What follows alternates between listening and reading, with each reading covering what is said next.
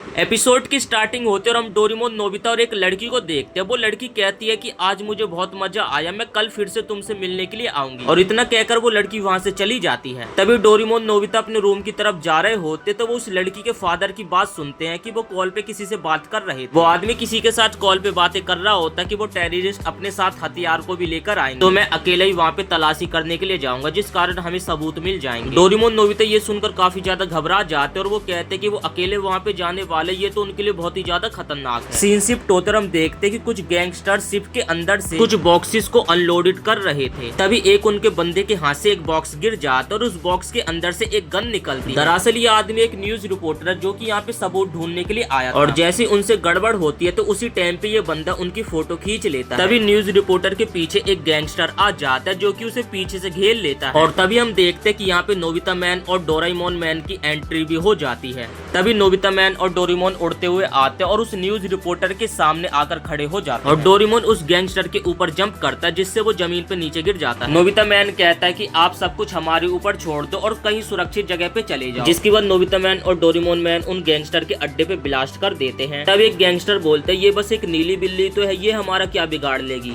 एक gangster Nobita man के ऊपर बंदूक तान देता है, लेकिन नोबिता मैन जंप करते हुए आगे जाता है और तभी उसके सामने एक और गैंगस्टर आ जाते हैं जिसे वो एक ही मुक्के में ढेर कर देता है। दूसरी तरह हम डोरेमोन को देखते जो कि काफी ज्यादा गुस्से में होकर एक कार को उठाकर दूर फेंक देता और यहाँ पे हम देखते कि उन दोनों ने कुछ ही देर में सभी गैंगस्टर को ढेर कर दिया था और उनके साथ उनको बहुत सारे हथियार भी मिलते हैं। तब नोबिता मैन और डोरेमोन मैन एक डायलॉग बोलते कि हमेशा अच्छाई की जीत होती है। और इस मौके पर ये न्यूज रिपोर्टर उन दोनों की फोटो खींच लेता है। अगले दिन जो नोबिता मैन और डोरेमोन मैन ने कांड किया था उस बारे में अखबार में छप जाता है। ये लड़की बोलती है इसका नाम नोबिता मैन है, ये कितना ज्यादा स्ट्रॉन्ग है, इसने अकेले 25 डाकुओं को हरा दिया। और इस बारे में टीवी पर भी न्यूज आ जाती कि कैसे उन दोनों ने कल गैंगस्टर्स को हराया। नोबिता और डोरेमोन भी ये न्यूज सुन रहे थे और वो सुनकर काफी ज्यादा खुश होते हैं। नोबिता और डोरेमोन बाहर घूमने के लिए जाते तभी वो दोनों देखते कि हर जगह पे उनके चर्चे हो रहे, चारों तरफ उनके पोस्टर और टीवी पर उनके कारनामे के बारे में बातें चल रही थी। तभी उन दोनों को रास्ते में रिदियार्ड दिख जाती है, उसकी कोचिंग खत्म हो गई थी और अब वो घर जा रही। नोबिता और डोरेमोन घर जा रहे होते तभी उनकी नजर पड़ती है कि कुछ गुंडे किसी के घर में चोरी कर रहे। रिदियार्ड कहते कि हमें पुलिस को कॉल करना चाहिए, लेकिन उनके पीछे एक गुंडा खड़ा होता जो कि आता और रिदियार्ड को पकड़ लेता। वो गुंडा कहता है कि तुम दोनों यहाँ पे चुपचाप से खड़े हो जाओ वरना मैं इस लड़की को जान से मार दूंगा। तभी नोबिता के दिमाग में पता नहीं क्या चलता है जो कि डोरेमोन का हाथ पकड़ के वो साइड में ले जाता है। वो गैंगस्टर कहता है कि यहाँ पे तुम्हारी कोई भी मदद करने के लिए नहीं आएगा और वो दोनों तुम्हारे दोस्तों डर के मारे यहाँ से भाग गए। रिदियार्ड भी अपने मन में सोचते कि नोबिता तुम कितने डरपोक हो, तुम मुझे यहाँ पे अकेले ही छोड़ के चले। तभी नोबिता मैन उड़ते हुए आता है जो कि उस गैंगस्टर को लात मार के रिदियार्ड से दूर कर देता है।